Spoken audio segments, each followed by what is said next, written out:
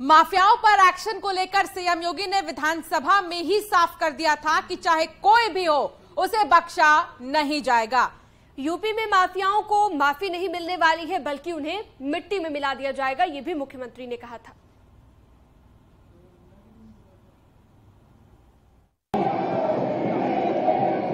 और मैं फिर इस बात पर कह रहा हूं कि माफिया कोई भी हो, सरकार की 0 टॉलरेंस की नीति है और उन माफियाओं के खिलाफ मिट्टी में मिलाने का काम उनको हमारी सरकार करेगी, पूरी मजबूती के साथ उनसे निपटने का कार्य करेगी। लेकिन चोरी और सीना चोरी दोनों नहीं चल सकता है। तो यूपी के रास्ते पर है माफिया अतीक। शाम करीब 5:40 पर यूपी पुलिस और एसटीएफ टीम अतीक को साबरमती जेल से लेकर यूपी के लिए निकल चुकी है। आइए देखते हैं सुबह से लेकर शाम तक साबरमती से लेकर प्रयागराज और लखनऊ तक किस तरह की हलचल रही है।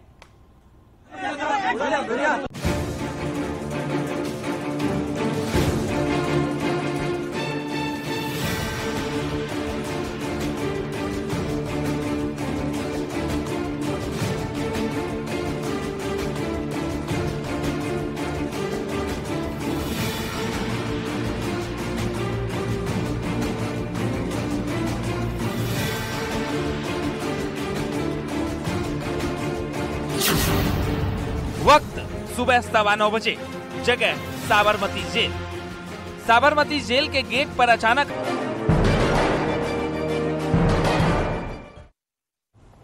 ब्रेक के बाद स्वागत आपका एक बार फिर से। अतीक अहमद को लेकर यूपी एसटीएफ का काफिला रवाना हो चुका है।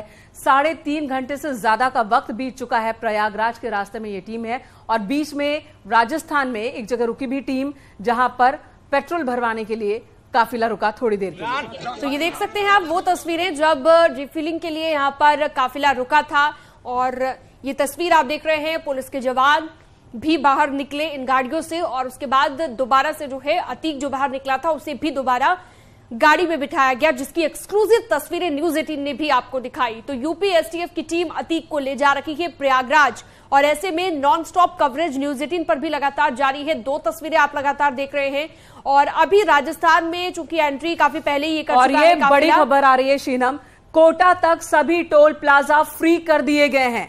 काफिले की गाड़ियों को कहीं रोका नहीं जाएगा। सभी टोल प्लाजा को ये निर्देश दे दिए गए कि कोटा तक कहीं पर भी टोल प्लाजा पर यूपी एसटीएफ की इन गाड़ियों को, जिसमें अतीक अहमद को लाया जा रहा है, किसी भी गाड़ी को ना रोका जाए।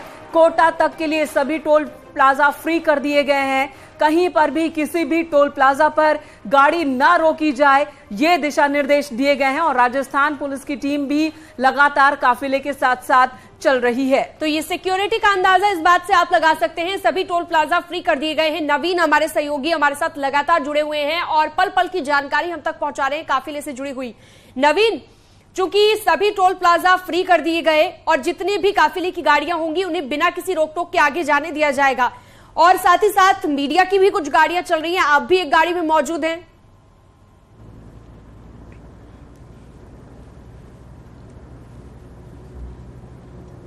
बिल्कुल, देखिए ये चीज़ तो हमें गुजरात जो हमने क्रॉस किया उसके बाद ही ख्याल आ गया कि हर टोल टैक्स पे किसी तरह का कोई रोक टोक नहीं देखा जा रहा है। हर तरह से बिंदास गाड़ियों को जाने दिया जा रहा है।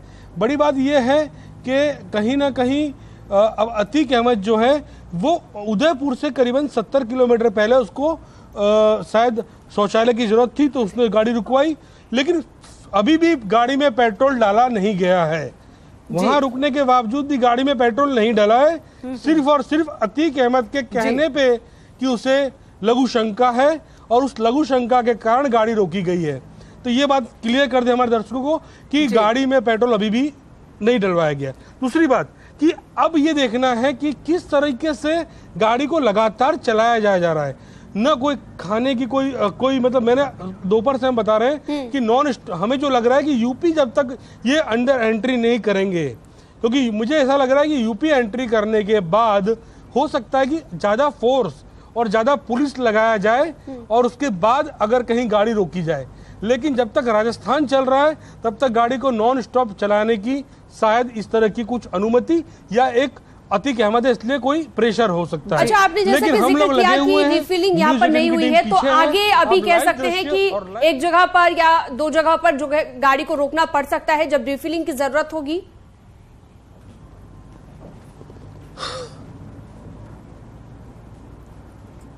देखिए अब क्या कंडीशन है, कितनी की टैंक है उनका, क्योंकि वो लोग वहां से निकले हैं 2 दिन से। और सबसे बड़ी बात ये है, मैंने जो देखा कि वहां की जो यूपी की जो पुलिस आई है वो भी थकी हुई दिख रही है मेरे को। फिर भी उसके बावजूद बिना रुके और बिना किसी तरीके से वो लोग कंटिन्यू गाड़ी चला रहे हैं। आज बिल्कुल, और हमने 8 देखा बजे वो लोग सेंट्रल हमने देखा इससे पहले जब मुख्तार अंसारी को लाया जा रहा था तब भी हमने देखा यूपी पुलिस की जो टीम वो किस मुस्तैदी से काम कर रही थी। बने रहे हमारे साथ, सर्वेश भी हमारे साथ प्रयागराज से जुड़े हुए हैं। सर्वेश, इससे पहले मुख्तार अंसारी के केस में हमने देखा कि रोपड़ से लाया गया था और बांदा जेल, और उस दौरान भी ऐसी मुस्तैदी दिखी थी। इस बार भी शुक्रवार को निकली टीम रविवार को लेकर वापस निकली है और लगातार कॉन्टिन्यूअस चलाए जा रहे हैं, आगे बढ़ते जा रहे हैं, काफिला कहीं रुक नहीं रहा है।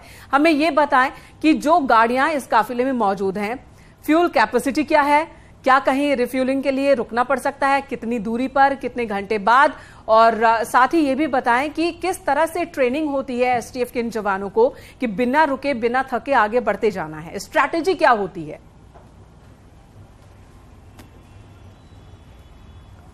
देखिए, इसमें सबसे बड़ी बात है कि जो स्ट्रेटजी होती है वो पहले से तैयार की गई होती है। अलग अलग जो गाड़ियां हैं, जो बख्तरबंद गाड़ियां हैं, जो नई गाड़ियां आई हैं, उसी को इसमें इस्तेमाल किया गया है। एक बैकअप में गाड़ी रखी गई है और इनके फ्यूल टैंक फिलहाल फुल करके रखे गए हैं।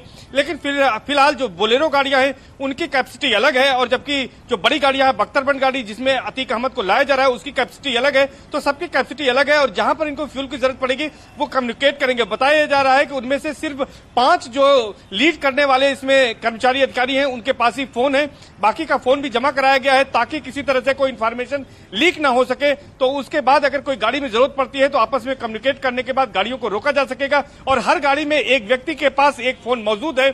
उस फोन से मौजूद होने के बाद जो नियरेस्ट पेट्रोल पंप होगा वहां पर जाकर फ्यूल को लिया जा सकेगा। सिक्योरिटी के प्रॉपर इंतजाम है, सब लोग वेपन से जो है लैस हैं, सबके पास हथियार है वहां पर, और वो अच्छे ट्रेंड लोग हैं। एसटीएफ में वही लोग जाते हैं जिन्हें इसका अनुभव होता है। तो तमाम लोग अनुभव हैं, और जहां पर भी गाड़ियां रुकती हैं चारों तरफ पहले सुरक्षा का घेरा बनाया जाता है, क्योंकि जो इसमें गाड़ी में जिसको ले आ जा रहा है वो माफिया अतीक अहमद कोई मामूली आदमी नहीं है, बल्कि वो गैंगस्टर है। और IS 227 जो कि उसकी गैंग है, IS इंटर स्टेट गैंग, उसका वो गैंग लीडर है।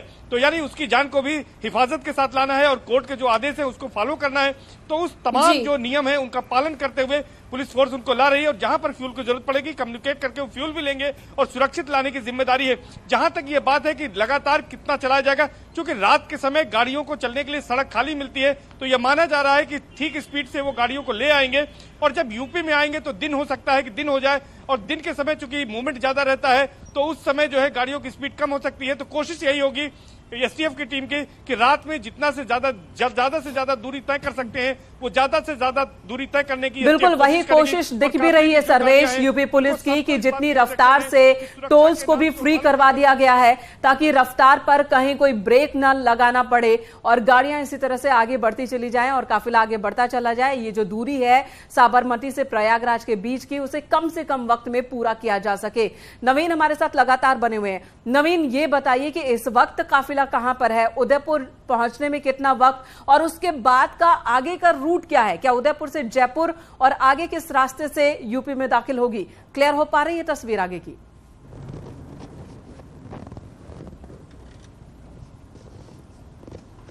बिल्कुल, देखिए अभी तक ये क्लियर नहीं कहां से लेके जाया जाएगा। ये बात क्लियर है कि उदयपुर जाना है, उदयपुर से फिर कौन से रास्ते अतीक को यूपी ले जाना है, इस बात का कोई क्लियरिटी अभी तक सामने आया नहीं है। लेकिन उदयपुर हम लोग करीबन 1-8 घंटा, हम मान के चले कि 1 घंटे के आसपास में हम उदयपुर पहुंच सकते हैं, उदयपुर पहुंच जाएंगे। उसके बाद आगे का क्या रूट है इनका, क्योंकि देखिए हर चीज कोटा तक टोल प्लाजा फ्री है, यानी कि कोटा तो ये जा रहा है। कर्मचारियों को यहाँ से लाया गया है उनको भी नहीं, देखिए ये बात हम लोग कह सकते हैं कि कोटा तक टोल प्लाजा फ्री है, लेकिन अब वो जो गाड़ी में बैठे हैं, जो अधिकारी हैं, उन पे डिपेंड करता है कि क्या उनका ऊपर से सूचना आ रही है। हर पल सूचना बदल भी सकती है। आपको ये बात ख्याल होगा कि दिन में भी ऐसी खबरें आ रही थी कि आज अतीक नहीं जाएगा, सुप्रीम कोर्ट मना करेगा, सुप्रीम कोर्ट का ऑर्डर है, लेकिन न्यूज़ 18 हर चीज़ को सच्चाई से बारीकी से चला रहा है कि कोई खबर गलत नहीं पहुंचनी चाहिए। तो हम अभी तक किसी रूट पे नहीं पहुंच सकते हैं, लेकिन ये कह सकते हैं कि उदयपुर के बाद क्लियर होगा कि कोटा के रूट से या जयपुर के रूट से किस रूट से इसे यूपी ले जाया जाएगा। जी बिल्कुल, क्योंकि रास्ता काफी लंबा है और जैसा कि हम जिक्र भी कर रहे थे कि स्टॉपेज कहीं ना कहीं जरूर होगा। जैसे कि स्टॉपेज का हमने जिक्र किया, रिफिलिंग का जिक्र किया, खाने पीने की भी आप बात कर रहे थे कि अगर उसके लिए भी डिमांड करता है अतीक या फिर जरूरत पड़ती है किसी भी चीज की तो उसके लिए भी गाड़ी रोकी जाएगी। कोई जानकारी इस चीज को लेकर मिल पा रही हो कि क्या उत्तर प्रदेश में एंट्री होने के बाद ही किसी तरह से रोका जाएगा या फिर उससे पहले भी रोका जा सकता है?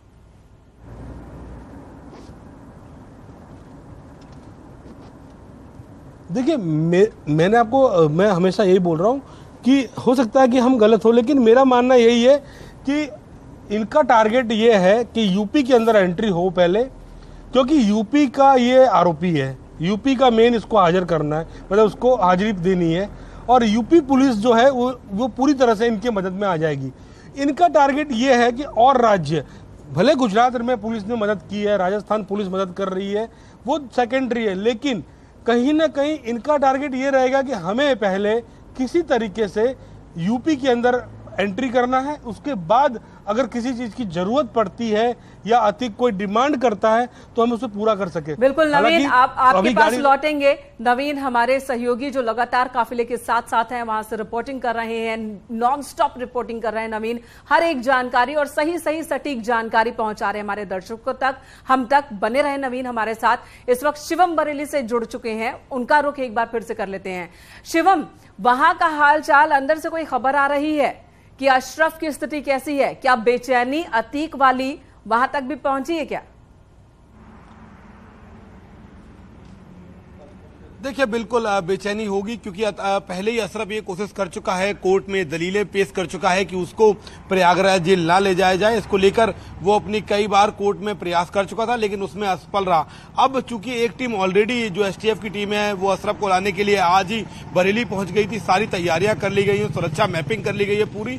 ऐसे में जो अशरफ एक जमाने में आतंक का पर्याय था, अशरफ के ऊपर लगभग 52 मुकदमे हैं, और सबसे बड़ी बात, अतीक, अशरफ जैसे बड़े जो गैंगस्टर्स रहे हैं, इनको अभी तक किसी मामले में सजा नहीं हुई है। ऐसे में 28 मार्च को जब ये एमपी एमएलए कोर्ट में दोनों भाई पेश होंगे, जिनका एक जमाने में पूरे प्रयागराज इलाके में दबदबा हुआ करता था, उनका दौर था, रंगदारी करते थे, लेकिन आज की जो रात है वो बेचैनी से कट रही है। हालांकि कल उनको प्रयागराज ले जाएगा अशरफ को, और कल अतीक अहमद भी प्रयागराज पहुंच जाएगा, लेकिन दोनों की मुलाकात नहीं होगी। कोर्ट के अंदर हो सकता है कि वो सामने टकरा जाए, लेकिन इस पूरे मामले में बड़ी बात यह है कि दोनों भाइयों को आशंका है कि उनको सख्त से सख्त सजा दी जाएगी। पहले ही कोर्ट ने फैसले को सुरक्षित रख लिया था और उसी के आधार पर दोनों अभियुक्तों को पेश करने की बात कही थी। अगर बरेली की बात करें तो यहां पर सुरक्षा व्यवस्था पूरी तरीके से मजबूत कर दी गई है। जो तमाम आला अधिकारी उन्होंने स्वयं निरीक्षण किया था, और पूरे प्लान को कि आखिर कैसे, लगभग 400 किलोमीटर की यात्रा होनी है, इसमें एसटीएफ के अलावा जो लोकल पुलिस है वो भी अपना इनपुट प्रोवाइड करेगी, और उसके आधार पर अशरफ को ले जाया जाएगा। हालांकि दोनों भाइयों ने भरसक प्रयास किए कि उनको प्रयागराज, जो इस मामले में उनकी पेशी होनी है, वो ना हो। अतीक अहमद ने भी कोशिश की थी, सुप्रीम कोर्ट गया था, और उसके अलावा अशरफ पहले ही कोर्ट में दलील दे चुका है कि वो नहीं चाहता है कि उसको प्रयागराज ले जाया जाए, लेकिन कोर्ट ने इस दोनों आरोपियों को नोटिस दिया था और पुलिस को यह आदेश दिया था कि इनको पेश किया जाए। उसी के आधार पर अब अशरफ को पेश किया जाएगा। अशरफ, अतीक और अतीक के तीनों बेटे, अतीक की पत्नी, ये वो परिवार है जो एक जमाने में पूरे पूर्वांचल यूपी में इनका दबदबा, रंगदारी, खौफ हुआ करता था, लेकिन दोनों भाई आज उसी प्रयागराज जाना नहीं चाहते। ये दिखाता है कि बिल्कुल अपने इलाके में जाने पर कोई भी इतना नहीं डरता जितना ये डर रहे हैं, और इसकी वजह यह है कि एक वक्त में जो कर्म इन्होंने किए हैं वही कर्म अभी इन्हें डरने के लिए मजबूर कर रहे हैं। शिवम, टाइमिंग को लेकर कोई जानकारी अगर मिल पाई हो कि टाइमिंग क्या हो सकती है अशरफ को लाने की, क्योंकि दोनों की रात तो प्रयागराज जेल में ही गुजरने वाली है, लेकिन कितने बजे लाया जा सकता है बरेली जेल से अशरफ को? देखिए, अभी तक मिली जानकारी के अनुसार 10:30 से 11 बजे के बीच जो पुलिस है वो अशरफ को लेकर रवाना होगी। लेकिन मामला चूंकि बेहद संवेदनशील है, अशरफ स्वयं में पूर्व विधायक रहा है, उस पर 52 मुकदमे दर्ज है। ऐसे में पुलिस को ये लगता है कि जब तक मीडिया का जमावड़ा हो, लोगों का जमावड़ा हो, चूंकि कल मंडे का दिन होगा, ऐसे में ट्रैफिक भी हो सकता है। इसको लेकर पुलिस के जो हमारे सूत्र हैं वो बता रहे हैं कि पुलिस तड़के सुबह भी उसको लेकर रवाना हो सकती है, क्योंकि कल पेशी नहीं होनी है। ऐसे में कल प्रयागराज जाना है। ऐसे में सुबह 6 से और 10 बजे के बीच का जो टाइम है वो रहेगा। पूरे रूट की बात करें और चाहे टाइमिंग की बात करें, पुलिस इस पूरी चीज को गुप्त रख रही है ताकि किसी भी तरीके की कोई अनहोनी या कोई घटना ना हो जाए। फिलहाल 6 से सुबह अर्ली मॉर्निंग की बात करें, 6 बजे से 10 बजे के बीच जो पुलिस है वो अशरफ को लेकर रवाना होगी। उससे पहले जो है आज की बात करें तो अशरफ को बेचैनी देखी गई है। तमाम अधिकारी आज एक बार जेल का मुआयना कर आए हैं। जो एसटीएफ की टीम आई है उसने भी पूरे प्लान को समझाया कि आखिर कितने बजे ले जाया जाए। हालांकि इस पूरे मामले में जानकारी ये निकल कर आ रही है कि पुलिस चाहती है कि बेहद शांत तरीके से जब तक शहर के लोग जागे, ट्रैफिक हो, मूवमेंट हो, उससे पहले अशरफ को लेकर वो रवाना हो जाए। आप बने रहे हमारे साथ। सर्वेश का एक बार फिर रुख कर लेते हैं। सर्वेश, शायद अतीक अहमद और फैमिली ने भी नहीं सोचा होगा कि ऐसा दिन भी उन्हें देखने को मिल सकता है। राजूपाल की हत्या हुई थी। राजूपाल वो शख्स जिन्होंने अशरफ को चुनाव में मात दी थी, जिसके बाद उनकी हत्या कर दी गई।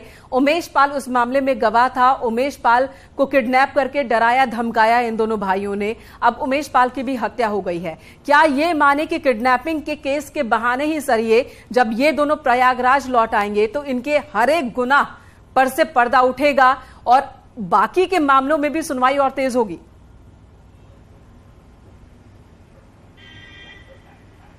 देखिए, निश्चित तौर पर अतीक अहमद के खिलाफ अभी तक किसी मामले में जो भी दर्ज मुकदमे थे, किसी में अभी तक सजा नहीं हुई, ना ही अशरफ को हुई है। इनका रसूख इतना था कि जो भी गवाह थे उनको हॉस्टाइल करा देते थे। और राजूपाल हत्याकांड जो बसपा विधायक थे 25 जनवरी 2005 को हुआ था, और इसी मामले में 2006 में जब उमेश पाल का अपहरण किया गया था, उमेश पाल चूंकि उसमें गवाह थे, उसके अलावा कई अन्य गवाहों का भी अपहरण किया गया था। और सबसे बड़ी बात है कि 2 बार 4-4 गवाहों को हॉस्टाइल कराया गया था, जिसमें उमेश पाल का भी पक्ष में जो है वो बयान दिला दिया गया था और इसके साथ साथ अन्य गवाहों को भी। लेकिन जब बसपा की सरकार बनी तो कई गवाहों ने अतीक अहमद के खिलाफ और अशरफ के खिलाफ मुकदमे दर्ज कराए थे। सबसे बड़ी बात है कि राजूपाल हत्याकांड में जो लोग नामजद अभियुक्त थे उनमें से 8 नाम ऐसे हैं अतीक और अशरफ को मिलाकर, जो कि उमेश पाल अपहरण केस में भी शामिल थे। इसके अलावा कई अन्य मामले भी थे। लेकिन सबसे बड़ी बात है कि जब गवाह हॉस्टाइल हो जाते थे तो किसी मामले में मजबूत ढंग से पैरवी नहीं हो पाती थी और केस खत्म हो जाता था। सबसे बड़ी बात है कि 2005 का जो उमेश पाल के पहले राजूपाल का जो हत्याकांड था बसपा विधायक का, उस मामले में भी ज्यादातर गवाह हॉस्टाइल हो गए थे। लेकिन उस मामले में तब नया मोड़ आया जबकि 2016 में सुप्रीम कोर्ट में राजूपाल की विधवा पत्नी वहां पर गई, पूजा पाल, और उन्होंने सुप्रीम कोर्ट में अर्जी लगाई। सुप्रीम कोर्ट ने इस मामले को सीबीआई को जांच के आदेश दिए। सीबीआई ने जब इस मामले को पकड़ा तब जाकर इस मामले में तेजी आई और इसको एक बार फिर से केस जीवित हो उठा। और इसी मामले में ये डर था अतीक अहमद और अशरफ को कि उनको सजा हो सकती है, और उन्होंने जब इस मामले का कोर्ट में सुनवाई चल रही थी उमेश पाल अपहरण कांड में, तब जो है उमेश पाल की हत्या कर दी गई। हालांकि हत्या के पहले उमेश पाल अपनी गवाही दे चुके थे और यही वजह है कि जो 28 मार्च को जो फैसला आना है उसमें अतीक अहमद और अशरफ बेहद डरे हुए हैं कि उन्हें इसमें बिल्कुल काफी बड़ा दिन ये रहने वाला है, जो अहम फैसला आना है 28 मार्च को। और जैसा कि आप जिक्र भी कर रहे थे कि हो सकता है कि एक पुराने केस के बहाने ही एक बार लाया जा रहा है अतीक को प्रयागराज, साथ ही उसके भाई अशरफ को। अब आपको लिए चलते हैं, हमारे सहयोगी नवीन भी लगातार हमारे साथ जुड़े हुए हैं और पल पल की जानकारी काफिले से हम तक पहुंचा रहे हैं। नवीन, कहां तक पहुंचा ये काफिला? उदयपुर से कितनी दूरी अभी बाकी बचती है और कोई नया अपडेट, कोई जानकारी आपको मिली हो?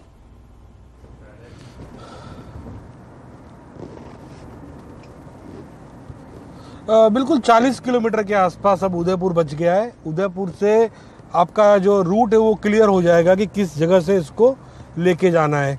उदयपुर यहाँ से करीबन 40 किलोमीटर है और 40 किलोमीटर के बाद जो यूपी पुलिस का जो प्लान है कि कौन से रास्ते से अतीक अहमद को लेके जाना है वो क्लियर हो पाएगा, कोटा से या जयपुर उदयपुर से। हालांकि हम लोग 40 किलोमीटर दूर हैं। उदयपुर हम करीबन आधे से पौने घंटे में पहुंच जाएंगे। मतलब मान के चलिए कि 10:30 बजे तक हम उदयपुर को क्रॉस कर देंगे और उसके बाद जो है वो पूरा क्लियर होगा पिक्चर कि किस रास्ते से, क्योंकि वहां से एक रास्ता एमपी की ओर भी जाता है। बड़ी बात ये है, तो क्या एमपी के रास्ते से लेके जाया जाता है कि इनको और राजस्थान से ही लेके जाएंगे। तो वो सारी चीज़ें अभी क्लियर होनी बाकी है। लेकिन अतीक अहमद जो है वो हम लोगों ने जो देखा कि वो बिल्कुल एकदम सहमा हुआ है। वो जब नीचे उतारा और उसने जो डिमांड की थी, उस डिमांड के बाद से वो बिल्कुल सहमा हुआ, इस तरह का हमको एहसास हो रहा है। तो बिल्कुल जो बात हो रही है कि दोनों भाई जो हैं वो अभी तक जो कर्म करके बैठे थे, उस कर्म का अब जो है उनको आप कह सकते हैं कि जो रिजल्ट है या परिणाम है अब भोगना पड़ेगा। क्योंकि अभी तक आपने बताया कि काफी जो विटनेस हॉस्टाइल हो जाते थे, लेकिन अब जो है वो समय नहीं रहा।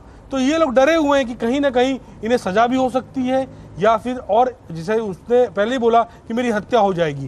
तो काफी डरा हुआ है अतीक। और अतीक हमारे बिल्कुल आगे जो गाड़ी चल रही है उस काफिले की गाड़ी में अतीक बैठा हुआ है। ठीक है नवीन, बने रहे हमारे साथ। एक बार फिर से दर्शकों को बता दें कि इस वक्त काफिला उदयपुर से तकरीबन 40 किलोमीटर दूर है और यहां से 40 किलोमीटर बाद उदयपुर के बाद 2 रास्ते हैं। एक जयपुर का रास्ता है, दूसरा कोटा होते हुए आगे बढ़ने का रास्ता है। तो कौन से रास्ते से किस रूट से ये काफिला आगे बढ़ता है वो क्लियर हो पाएगा जब उदयपुर से आगे ये काफिला निकलेगा, जैसा कि हमारे सहयोगी नवीन बता रहे हैं। लेकिन इसी बीच आपको बता दें कि कोटा तक के सभी टोल प्लाजा को फ्री करने के निर्देश दिए गए हैं। तो ऐसे में कहीं ना कहीं ये संभावना है कि कोटा वाले रूट से ये काफिला प्रयागराज की तरफ, उत्तर प्रदेश की तरफ आगे बढ़ेगा। लेकिन ये तब तक पूरा कंफर्म नहीं कहा जा सकता है जब तक कि उस रास्ते पर गाड़ी पहुंच ना जाए, क्योंकि हम देख रहे हैं कि पल पल चीजें बदल रही हैं, तस्वीर बदल रही है। और सीधे लखनऊ से मॉनिटर किया जा रहा है ऑपरेशन अतीक को, और लखनऊ से ही जानकारी दी जा रही है अधिकारियों को, उन अधिकारियों को जो कि इस प्रिजन वैन के आगे आगे जो गाड़ियां चल रही हैं यूपी पुलिस की, क्योंकि उन्हीं पुलिस अधिकारियों के पास मोबाइल फोन है जो प्रिजन वैन में मौजूद है। एसटीएफ के पुलिसकर्मी, उनके पास कोई मोबाइल फोन नहीं है, वो उनके ही दिशा निर्देश पर चल रहे हैं जो कि आगे आगे पुलिस की गाड़ियां हैं उनके आधार पर चल रहे हैं। सर्वेश हमारे साथ बने हुए हैं। सर्वेश, प्रयागराज, एक बार फिर प्रयागराज में होगा अतीक अहमद। कल दिन में वो पहुंच जाएगा, वहां पर अशरफ भी आ जाएगा और वही प्रयागराज है जहां पर अतीक अहमद और उसका पूरा परिवार, जो एक रिक्शा चलाता था, तांगा चलाता था अतीक अहमद, उसके पिता भी तांगा चलाते थे, लेकिन उसके बाद वो जुराइम की दुनिया में आता है, उसे पॉलिटिकल सपोर्ट होता है, पुलिस तंत्र का भी कहीं ना कहीं सपोर्ट होता है और वो बढ़ता चला जाता है। लेकिन उसी प्रयागराज में अतीक अहमद का खौफ नहीं बल्कि खौफ में अतीक अहमद होगा।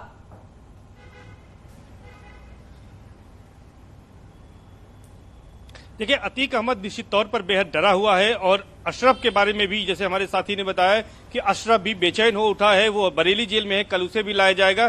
तो कुल मिलाकर अब परिस्थितियां बदल चुकी हैं। जिस तरह से अपराध की दुनिया में इन्होंने कदम रखा था, 1989 में अतीक अहमद ने पहला चुनाव जीता था और 17 साल की उम्र में पहली वारदात अतीक अहमद ने की थी। अतीक अहमद ने 80 के दशक में चांद बाबा को मारा था और चांद बाबा की हत्या के बाद अतीक अहमद ने जराइम की दुनिया से राजनीति में जब कदम रखा तो पीछे मुड़कर कभी नहीं देखा। और सबसे बड़ी बात है, प्रॉपर्टी के कारोबार से लेकर स्क्रैप के बड़े कारोबार, चूंकि यहाँ पर नॉर्थ सेंट्रल रेलवे का मुख्यालय था और यहाँ पर स्क्रैप का बड़ा कारोबार होता था, उसमें उसका एक छत्र राज हो गया और उसने काफी पैसा कमा लिया, अकूत संपत्ति अर्जित कर ली। उसके अलावा उसने रंगदारी और तमाम ऐसे धंधे में शामिल हो गया था जिसकी वजह से उसका रसूख बढ़ता गया और उसके साथ साथ उसने गैंग बना ली थी और गैंग बनाकर वो काम करता था।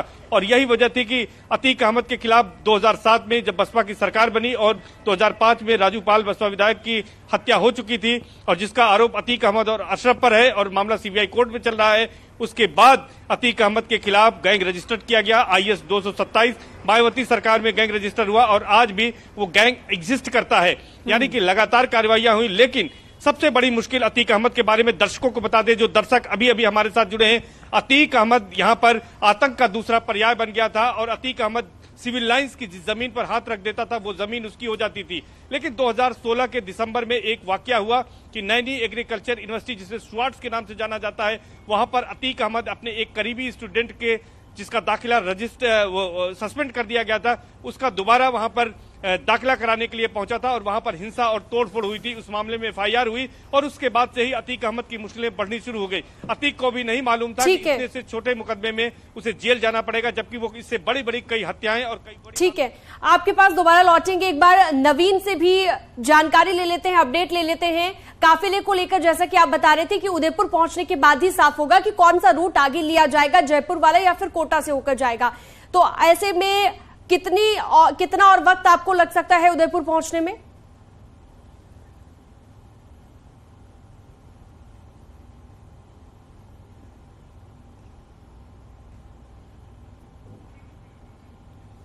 तो चलिए नवीन के पास दोबारा चलेंगे। शीनम, यहाँ पर देखना यह भी दिलचस्प होगा कि जब अतीक अहमद पहुंच जाएगा प्रयागराज तो परसों उसकी पेशी होनी है अदालत में और उसके बाद यूपी पुलिस की कोशिश होगी उमेश पाल हत्याकांड के मामले में भी उससे पूछताछ करने की, उसे अपने रिमांड में लेने की ये कोशिश होगी, क्योंकि इस पूरे साजिश में अतीक अहमद डायरेक्ट जुड़ा हुआ था, अशरफ डायरेक्ट जुड़ा हुआ था। तो इन दोनों से उस मामले में भी पूछताछ होगी, ये ऐसा लग रहा है, ताकि पहुंचा जा सके बाकी लोगों तक। असद बिल्कुल, और भी कई राज ऐसे हैं जो खुल सके, इसकी कोशिश जरूर यहां पर की जाएगी। लगातार नॉनस्टॉप कवरेज न्यूज़ 18 पर जारी रहेगी, पल पल की अपडेट आप तक हम पहुंचाते रहेंगे।